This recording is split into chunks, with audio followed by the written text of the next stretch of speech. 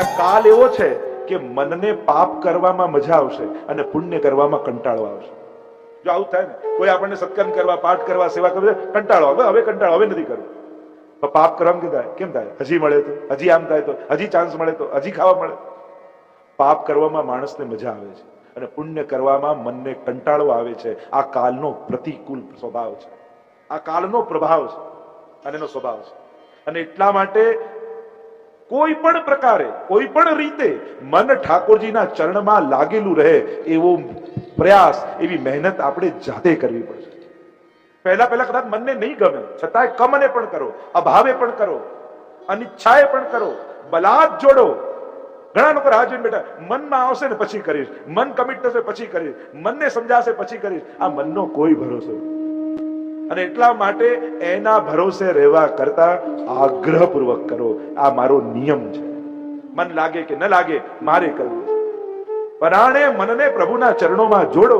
ચરણ લગ્યો ચિત મેરો, શ્રી વલ્લભ ચરણ લગ્યો ચિત મેરો, ઇન બિન ઓર કછું નહીં ભાવે, ઇન ચરણન કો નેરો. શ્રી ગોકલેશ પ્રભુ આજ્ઞા કરે છે. આ કલયુગના જીવનું મન કેવું છે? કાળના કુવામાં પડ્યો છે. કાલ વ્યાલ મુખગ્રાસ ત્રાસ નિર્ણાસ એ તવે. ભાગવતીના મહાત્મ્યમાં કહ્યું ને, કાલ રૂપી વ્યાલે ગ્રાસ કરેલો છે, ગ્રાસ કરી રહ્યો છે. છતાંય લૌકિકમાં કેવો આસક્ત? આ મન પરાણે પણ પ્રભુમાં જોડે. કારણ કે મનનો સ્વભાવ છે એ પુણ્યથી ભાગે છે. કારણ કે જ્યાં પુણ્ય આવે છે ત્યાં મન કમજોર પડી જાય છે. આ મન કાલના પ્રભાવમાં એવું આવ્યું છે. હરિરાયજી સમજાવે છે. અને એટલા માટે મન નહીં કરે કે તું જા, તમારે આગ્રહપૂર્વક, હઠાગ્રહપૂર્વક મનને ઠાકોરજીમાં જોડવું પડશે. કારણ કે મનને સુખ સમજમાં આવે છે, મનને એનું હિત સમજમાં નથી આવતું.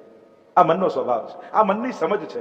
મનને સુખ બહુ ગમે, સુખ સમજાય, સુખ દેખાય, સુખને એ શોધે, પણ હિત એને દેખાતું નથી, હિત એને સમજાતું નથી. અને એટલા માટે હિતને ગોતતો નથી. અને એટલા માટે મનનું હિત શેમાં છે? એ તમારે નાના બાળકને જેમ ઉચકીને સ્કૂલે મૂકી આવો છો, ભલે રડતું હોય છતાંય મૂકીને આવો છો, એમ મનને પણ ઉચકીને ભગવાનના ચરણે મૂકીને આવો, તો જ એ ભગવાનનો થશે. એમ હરિરાય મહાપ્રભુજી આપણને સમજાવે કે આ મનને એકવાર ભગવાનમાં નહીં લાગે. પેલું કહેતા ને કે સર્કસનો ખેલ થતો અને પતિ પત્ની બંને ખેલ કરતા. રોજ એની પત્ની આમ આંખે આમ હાથ ફેલાવીને એક ચક્ર પાસે ઉભી રહી જાય અને પેલો પતિ આંખે પાટા બાંધે ને એક પછી એક ચપ્પુ મારે, તો જેટલા ચપ્પુ મારે આખા શરીરની આજુબાજુ ગોઠવાઈ જાય. એવા ખેલ સર્કસમાં કરતા. એમાં એકવાર એવું થયું કે બંને વચ્ચે કંઈક ઝઘડો થઈ ગયો. અને ઝઘડો થઈ ગયો એટલે પતિને એમ થયું કે એમ આને મારીશ તો હું પકડાઈ જઈશ, એટલે એમ કરી જરા ખેલ ચાલતો હોય ને ત્યારે ચપ્પુ ખરેખર એને મારી દઉં એટલે મરી જાય. અને લોકોને એમ લાગે કે એક્સિડન્ટ થયું ને કોઈ મારું આંકે ન ગણાય. નક્કી કર્યું અને સર્કસનો ખેલ શરૂ થયો. એ ચક્રની પાસે પત્ની ગોઠવાઈ, આને આંખે પાટા બાંધ્યા અને થયું કે આ ચપ્પુ એને મારું, અને જ્યાં મારે ત્યાં બાજુમાં લાગ્યું. થયું કે આ મારું, જ્યાં મારે ત્યાં બાજુમાં લાગ્યું. જેટલા ચપ્પુ માર્યા એ બધા રોજની જેમ જ ગોઠવાઈ ગયા. પેલાને થયું કે આને મારવી હતી છતાં એકે નિશાન વાગ્યું નહીં. ગયો ને એના ગુરુને વાત કરી, જેની પાસે શીખેલો, કે મેં એને મારવાની કોશિશ કરી પણ એકે ચપ્પુ એને લાગ્યું કેમ નહીં? ત્યારે ગુરુ એટલું જ કહ્યું કે જેણે આખી જિંદગી ખોટા જ નિશાન લગાડ્યા હોય ને એનું એક વારમાં સાચું ના લાગે. એમ આપણે જન્મ જન્માંતરથી ખોટા જ નિશાનો મારતા આવ્યા છીએ, પછી એક વારમાં ભગવાનમાં ક્યાં લાગવાનું? આને ખોટા જ નિશાનો તાકવાની આદત પડી છે મનને.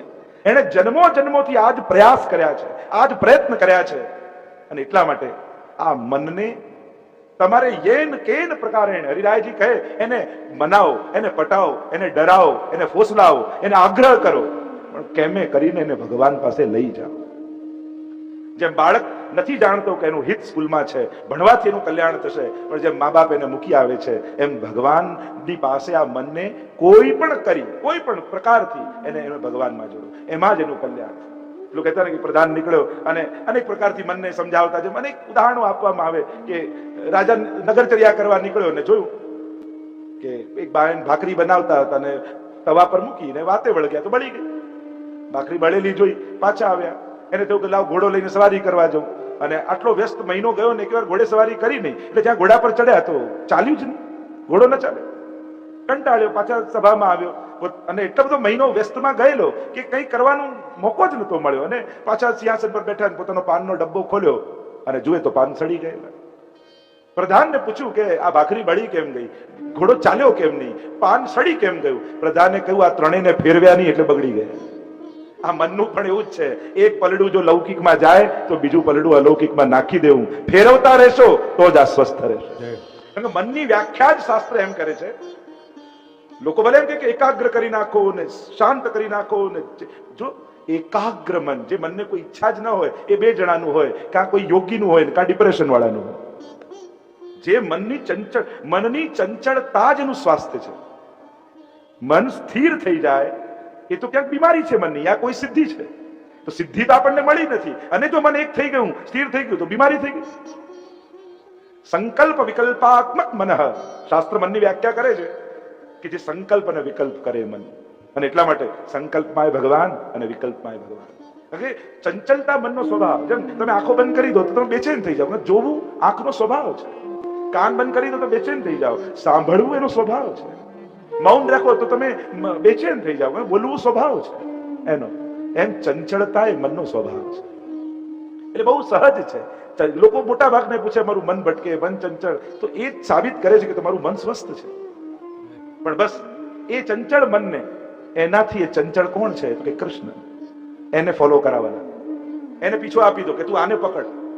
મનને મજા આવશે અને પકડી લેશે તો ઉદ્ધાર પણ થઈ જશે. કારણ કે અમારો પ્રભુ સેવ્યમાનમ કલાનિધિ, એ કલાનો નિધિ છે.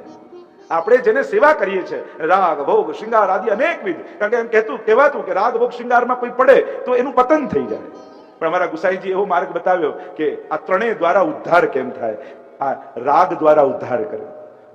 ભોગમાં પડે તો પતન થાય. તો કહું ઠાકોરજીને વિવિધ સામગ્રી ધર, તો ભોગ તારો મહાપ્રસાદ બની જશે.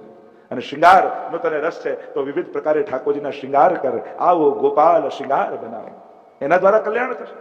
અને આમ યેન કેન પ્રકારે પણ મનને ઠાકોરજીમાં લઈ જા, એમાં તારું કલ્યાણ છે. એમ કહીને આગળ અનેક પ્રકારથી હરિરાયજી આપણને સમજાવે. અને આગળ 6ઠ્ઠા શ્લોકમાં શ્રી હરિરાય મહાપ્રભુજી આપણને સુંદર રીતે આજ્ઞા કરતા કહે છે કે આ પુષ્ટિ માર્ગમાં સાધન શું, આ ભગવાન કયા સાધન દ્વારા આપણને મળશે એને સમજાવતા આ પત્રમાં શ્રી હરિરાયજી શ્લોક લખતા કહે, સંસ્કૃત સાહિત્યમાં 4 વસ્તુ બતાવવાની શાસ્ત્રોમાં: પ્રમાણ, પ્રમેય, સાધન અને ફલ.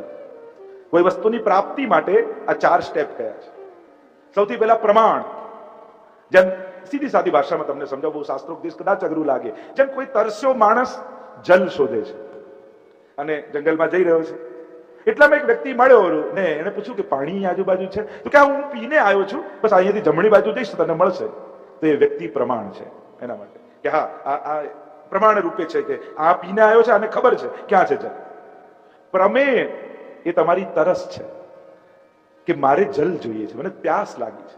તો આ ભગવાનની સિદ્ધિ માટે એટલે સૌથી પહેલા પ્રમેય, મારે ભગવાન મેળવવા છે. આ તમારો વિરહ, આ તમારો તાપ, એ તમારો પ્રમેય કહેવાય. કોઈ ભગવદીય જન, કોઈ ગુરુજન કે આ રીતે આ સાધના, આ ભક્તિ કરીશ તો આ રસ્તે જઈશ તો તને ભગવાન મળશે. કોઈ શાસ્ત્ર, પ્રમાણ. પ્રમાણ, પ્રમેય, સાધન. એટલે માણસ એ દિશામાં આગળ વધવા લાગે, ભક્ત એ દિશામાં આગળ વધવા લાગે, બતાવેલા પ્રમાણે બતાવેલા સાધનો કરવા લાગે, એનું સાધન, એનું ચાલવું, એ તરફ જવું એનું સાધન. અને જ્યાં ચાલતો ચાલતો ગયો એને જલ મળ્યું. જલ ફળ નથી, પણ એને જલ પીધું અને જે તૃપ્તિનો અનુભવ થયો એ એનું ફલ છે. એમ જ આ પુષ્ટિ ભક્તિમાં પ્રમાણ, પ્રમેય, સાધન અને ફલ એ ભક્તનો ભાવ છે. એ ભગવાન પોતે છે. મેં ગઈકાલે જ કહ્યું ને, અહીંયા ભક્તિ માર્ગમાં ભગવાન મળવા બહુ મોટી ઘટના નથી, ભાવ મળવો મોટી ઘટના છે. કારણ કે રાવણ, કંસ, શિશુપાલ, દુર્યોધન આ બધાને ભગવાન મળેલા, પણ એમને આનંદ નતો આવ્યો, દ્વેષ થયો. કારણ કે ભાવ નતો મળ્યો. ભાવ મળે તો જ મળેલા ભગવાનને માણી શકાય, અને ભાવ ન હોય તો મળેલા ભગવાનને જોઈને પણ ગાળો યાદ આવે. શિશુપાલને 100 શબ્દો યાદ આવે. અને એટલા માટે આ માર્ગમાં આ બધું જ ભગવાન ભાવ રૂપે સિદ્ધ કરે છે. અને એટલા માટે આપણા પ્રભુ ભાવનીય છે, સેવનીય છે. વિવિધ પ્રકારના ભાવથી આપણે ઠાકોરજીને લાલ લડાવીએ છીએ. હરિરાયજી કહે, તારું મન એકાગ્ર પ્રભુ તરફ કરવા માટે એ મનને અનેક લાગણીઓથી ભરી દે, અનેક ભાવનાઓથી ભરી દે. આપણે ત્યાં પ્રધાન 4 ભાવ કયા છે: શાંત ભાવ, સ્વામી સેવક ભાવ, વાત્સલ્ય ભાવ, સાખ્ય ભાવ અને માધુર્ય ભાવ. 5 ભાવની ચર્ચા છે. શાંત ભાવ એને કે જેમ કોઈ રાજાની સવારી નીકળતી હોય ને પ્રજા આવે રસ્તા ઉપર, રાજાને જુએ અને આનંદિત થાય ને જય ઘોષ કરે ને પાછા પોતાના ઘરે આવી જાય. શાંત ભાવ, બીજો કોઈ ફિલિંગ ના હોય, અહોભાવ. એની ઉપર છે સ્વામી સેવક ભાવ. ઠાકોરજી મારા સ્વામી છે, હું એનો સેવક છું. એની ઉપર છે સાખ્ય ભાવ. જેમ તમારા ઘરે તમારે ચાકર જોડે તમે બેઠા હો અને એટલામાં તમારી માં આવે ને એમ કે મારે કોઈ ઘરની વાત કરવી છે, યા તમારો સખા આવે ને કે મારે કઈ અંગત વાત કરવી છે, તો તમે એમને ચાકરને એમ કહો કે હમણાં તું બહાર બેસ, અમે બંને મિત્રોએ વાત કરવી છે. એટલે સ્વામી સેવક ભાવથી ઉપર છે સાખ્ય ભાવ. તમે બે સખાઓ બેઠા હો ને મા રૂમમાં આવે ને એમ કે મારે ઘરની કઈ અંગત વાત કરવી છે, એટલે તમારો મિત્ર પણ બહાર જતો રહે. તો સાખ્ય ભાવની ઉપર આવે વાત્સલ્ય ભાવ. અને વાત્સલ્ય તમે તમારા માં જોડે બેઠા હો એટલામાં તમારી પત્ની આવે અને એમ કહે કે મારે મારા પતિ જોડે વાત કરવી છે, તો માએ ઊભી થઈને ધીમે રહીને બહાર જતી. એટલે સર્વોચ્ચ ભાવ માધુર્ય ભાવ. કારણ કે માધુર્ય ભાવની અંદર પાછા બધા ભાવ સંમિલિત છે. ભોજનેશુ માતા, ભોજન કરાવતી હોય માતા, જયારે વાત કરતી હોય સલાહ આપતી હોય ત્યારે મંત્રી, એમ સખા બની જાય. સર્વ ભાવો એ માધુર્ય ભાવમાં સંમિલિત છે. અને માધુર્ય ભાવ એટલે ગોપીજનોનો ભાવ. ગોપી પ્રેમ કી ધ્વજા, જીન ગોપાલ કિયો વશ ઉર ધરી શ્યામ ગુજા. તો આમ વિવિધ ભાવનાઓથી સર્વદા સર્વ ભાવેન ભજનીયો વ્રજાધિપ, સર્વ ભાવેને ભજવા એમ શ્રી હરિરાય મહાપ્રભુજી આજ્ઞા કરતા 7મા શ્લોકમાં આપણને આગળ ઉપદેશ આપતા કહે. સુંદર વાત કરતા હરિરાયજીએ કહ્યું, જે મેં પૂર્વમાં પણ ચર્ચા કરી હતી કે કોઈ ધન બગાડી ગયું તો નુકસાન નથી, કોઈ ઘર બગાડી ગયું તો નુકસાન નથી, કોઈ ગાડી બગાડી ગયું તો નુકસાન નથી, પણ કોઈ મન બગાડી જાય ને એ બહુ મોટું નુકસાન છે. કોઈ બુદ્ધિ બગાડી જાય ને બહુ મોટું નુકસાન છે.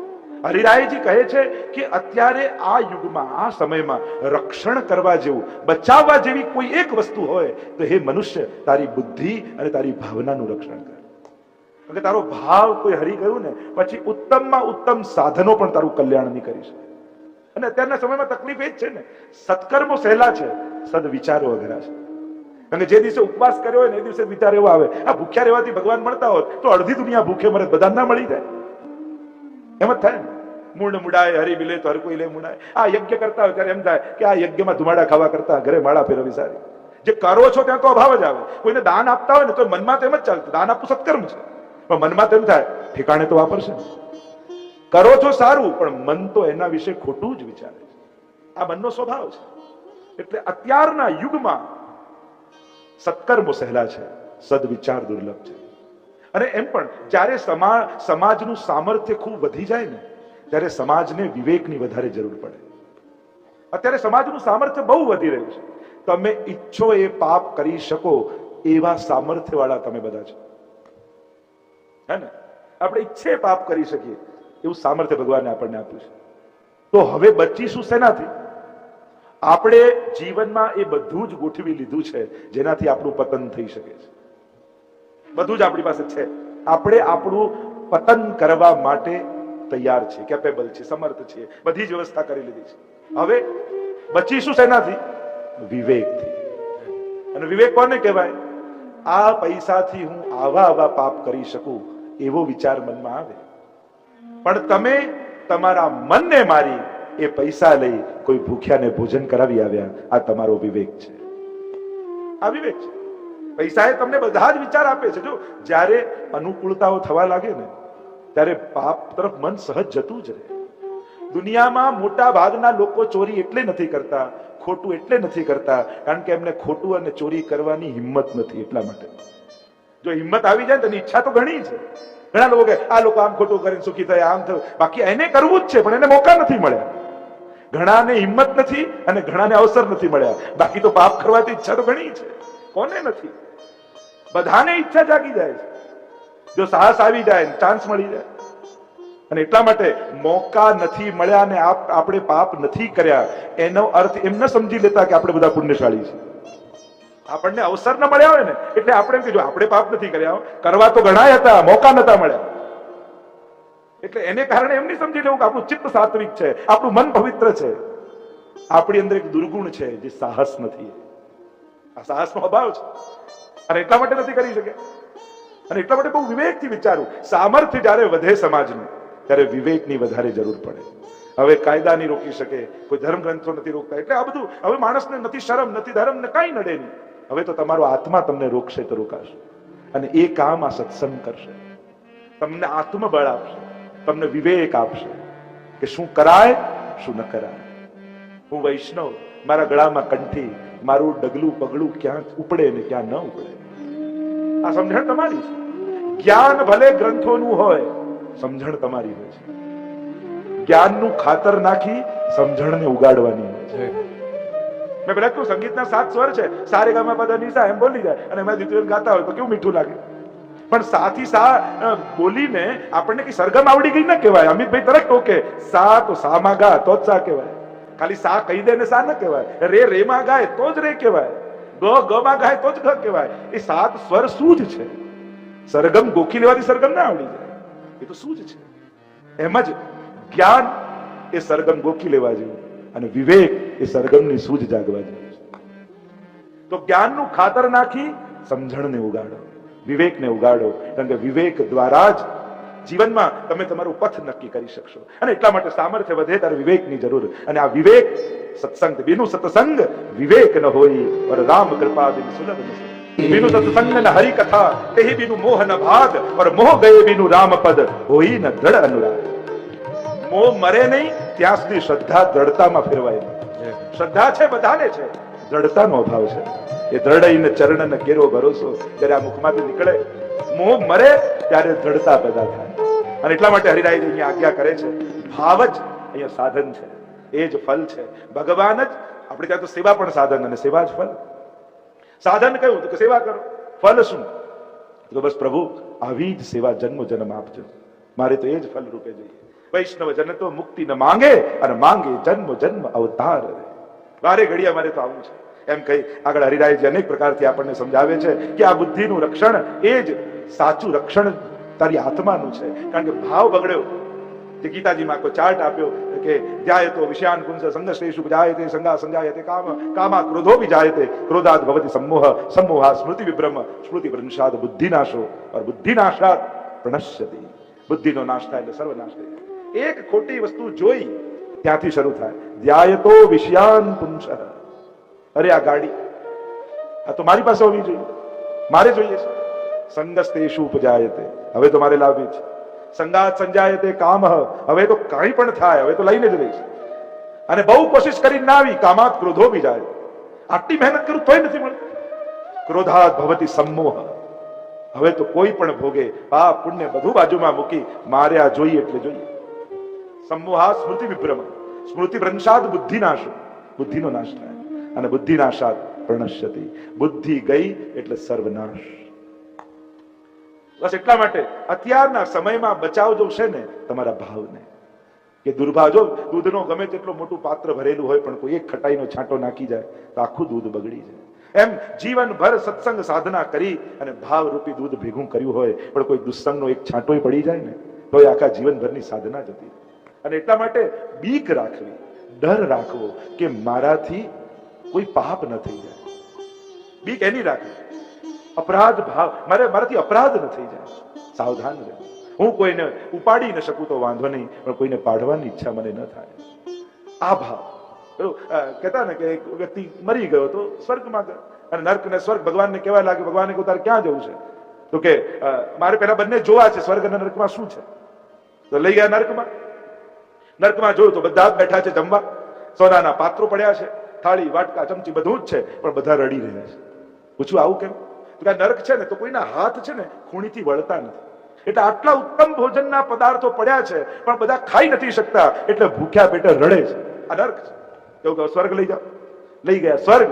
જોઈએ તો સેમ સિચ્યુએશન, એવી જ થાળી, એવા જ વાટકા, આવા જ ભોજનના પદાર્થો, બધા બેઠા છે બધા ખુશ થઈ રહ્યા છે. તો કે આ રાજી કેમ છે તો કે આમના હાથ નથી વળતા. કોઈ પ્રસન્ન કેમ તો કે આ કોળીઓ લઈને સામેવાળાને ખવડાવે અને પેલો કોળીઓ લઈને એના સામેવાળાને ખવડાવે. એમ બંનેની અંદર ખવડાવવાની ભાવના છે એટલે બંને સુખી છે, અને પેલાની અંદર ખાવાની ભાવના છે એટલે નર્ક છે એટલે દુખી છે.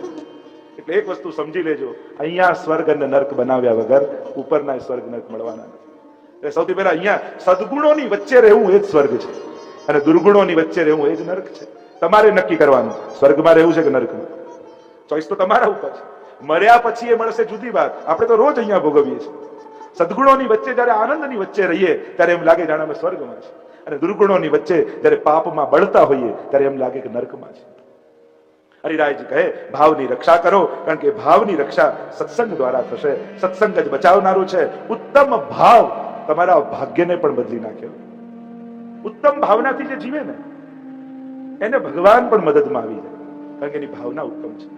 અને જે હીન ભાવથી જીવે તો આ ઇન્દ્રિયોના દેવતાઓ એને છોડીને જતા, પણ ભાવના ઉત્તમ રાખીને જીવવું કારણ તમારા ઘરમાં કોઈ કઠિયારો હોઈ શકે છે અને તમારા ઘરમાં કોઈ રાજા હોઈ શકે છે.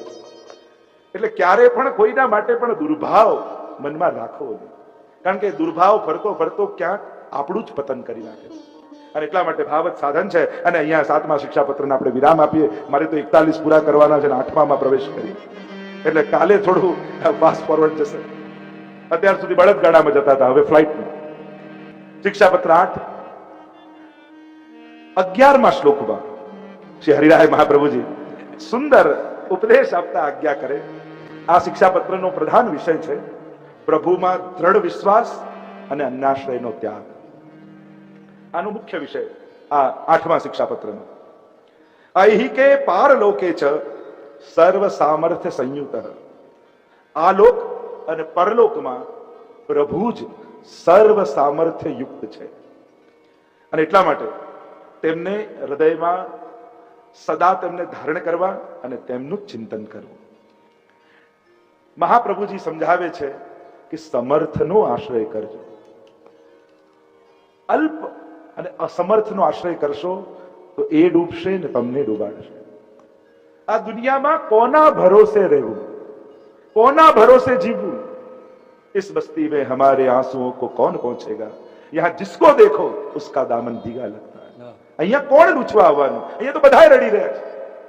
અને એમ જ થયું, તમે કોઈને દુઃખ જઈને કહો તો શું કે મને બહુ દુઃખ થયું, એટલે દુનિયામાં એક દુઃખી વધ્યો. જેની આગળ દુઃખ જઈને કહો છો એટલે તમે દુઃખી વ્યક્તિનો દુનિયામાં વધારો જ કરો છો. લોકો મદદ કરશે, દુઃખ દૂર નહીં કરી શકે. આ જગતમાં ભગવાન જ કેવા છે જે દુઃખ હરતા છે. બાકી બધા મદદે આવી શકે કે અમે તમને મદદ આપીએ, અને કોઈ વધારે હોશિયાર હોય તને સલાહ આપીએ. ઘણા કે અમે બેઠા છીએ ને, આપણને ખબર હોય કે આ બેઠા જ રહેવાના છે, ઉભા નથી થવાના. એક જરૂર પડે ત્યારે ઉભા નથી થવાના. તો દુનિયામાં આવા લોકો મળશે ખરા. સર્વ સમર્થનો આશ્રય કરજો. એ કેવલ દુઃખ નહીં, એ દુર્ભાગ્યને પણ બદલવા સમર્થ છે. એક વસ્તુ યાદ રાખો, કદાચ દર્દ આવ્યું તો કદાચ કોઈનું જ્ઞાન તમને કામ લાગી જાય, કોઈનો ઉપદેશ કામ લાગી જાય, કોઈની કોઈ પ્રકારની મદદ કદાચ કામ લાગે, પણ ભાગ્યમાં લખેલું દુઃખ કોણ દૂર કરી શકે? દુઃખ અનેક પ્રકારથી આવે છે, અનેક દ્વાર દુઃખના કયા છે શાસ્ત્રોમાં. એટલે જયારે વિદુરજીને મૈત્રી મુનિ મળે છે, ભાગવતજીમાં પણ ચર્ચા આવી ને કે જયારે મળ્યા ત્યારે પ્રશ્ન કર્યો વિદુરજીએ, જાણે આપણા બધાનો પ્રશ્ન વિદુરજીને કર્યો હોય. વિદુરજી પૂછતા કહ્યું કે આ દુનિયાનો દરેક માણસ સુખ માટે જ કામ કરે છે, કોઈને દુઃખ નથી જોઈતું. બધા સુખ માટે જ પ્રયાસ કરે છે, છતાં એને દુઃખ કેમ મળે છે? કોણ માણસ દુઃખી થવા ઈચ્છે? કોઈ સુસાઇડ પણ કરતું હોય તો કે મરી જવું સુખી થઈ જાય. મરવું પણ સુખ માટે જ છે. કોઈને દુઃખ નથી જોઈતું, છતાંય દુઃખી કેમ થાય છે? ઉત્તર તો ઘણી ચર્ચા કરી શકાય, પણ સાર રૂપે એમ કહ્યું કે જ્યાં સુખ છે ત્યાં ગોતતો નથી, એટલા માટે દુઃખી છે. તમે સોનીની દુકાને જાઓ અને પિનાકભાઈની દુકાને જઈને એમ કહો કે શાકભાજીનો શું ભાવ છે? લોકો હા ભાઈ આ તો સોનીની દુકાન છે, સોના ચાંદીનો ભાવ પૂછ તો કહીએ, પણ તમે શાકભાજી તો શાક માર્કેટમાં જાઓ. આપણા બધાની તકલીફ એ જ છે, જ્યાં સુખ મળે છે ત્યાં લેવા જતા નથી. અને જે દુઃખમાં લે છે, દુઃખથી ભરેલું છે, દુઃખ સિવાય કાંઈ નથી, ત્યાં સુખની આશા રાખો તો ત્યાં દુઃખ જ છે, સુખ ક્યાંથી મળવાનું? વાંક કોઈનો નથી, વાંક એક જ છે, આપણી ગતિ ગલત છે, આપણી દ્રષ્ટિ ગલત છે. જ્યાં મેળવવાનું છે ત્યાં નથી મેળવતા, એમ કહી અને અહીંયા શ્રી મહાપ્રભુજી હરિરાય મહાપ્રભુજી સમજાવે આ લોકમાં અને પરલોકમાં બંનેની વાત. ભગવાન સિવાય કોઈ સર્વસમર્થ નથી, કારણ એ જ સર્જન કરતા છે, એ જ પાલન કરતા છે, એ જ વિસર્જન કરતા છે. અને એટલા માટે એ જ ઉકેલી શકે છે આ મૂંઝવણો. લોકો ભલે એમ કે કર્મ ભોગવવા જ પડે ને કર્મથી ન છૂટાય. ગીતાજીમાં ભગવાન કહે છે કર્મથી છૂટાય. કઈ રીતે? તો શરણાગતિ દ્વારા. અહમ ત્વા સર્વ પાપેભ્યો મોક્ષયિષ્યામિ મા શુચિ. તું મારી શરણમાં આવ, હું તને તારા પાપોમાંથી મુક્ત કરીશ. એટલે પાપમાંથી છોડાવનારો કેવલ પરમાત્મા છે. એટલે પાપના ડરથી પરમાત્મા પાસે ન જાઓ એવી ભૂલ ક્યારે ન કરતા. પાપ કર્યા હોય એને તો તક મળે પહેલા દોડી જવું, કારણ કે બીમારને ડોક્ટરની વધારે જરૂર હોય છે. બીમાર વ્યક્તિને ડોક્ટરની જરૂર હોય, સાજો વ્યક્તિ ન જાય તો ચાલે. પુણ્યશાળીને જેટલી પરમાત્માની જરૂર નથી એના કરતા પાપીને વધારે જરૂર છે. એમ કહી અને અહીંયા 8મા શિક્ષાપત્રમાં અનેક પ્રકારથી જ્યારે શ્રી હરિરાય મહાપ્રભુજી જેમ પ્રથમ શ્લોકમાં સમજાવ્યું એમ દ્વિતીય શ્લોકમાં 11મો તો નથી તો પહેલો બીજો શ્લોક હવે આપણે દર્શન કરીએ અને બીજા શ્લોકમાં શ્રી હરિરાયજી આજ્ઞા કરે, પ્રભુ મારું કલ્યાણ જ કરશે એવો ભાવ દ્રઢ રૂપે રાખો. અને કદાચ ભગવાનમાં શંકા જાગે, ભગવાનમાં દોષ બુદ્ધિ જાગે તો એને પોતાની બુદ્ધિનો દોષ જાણવો.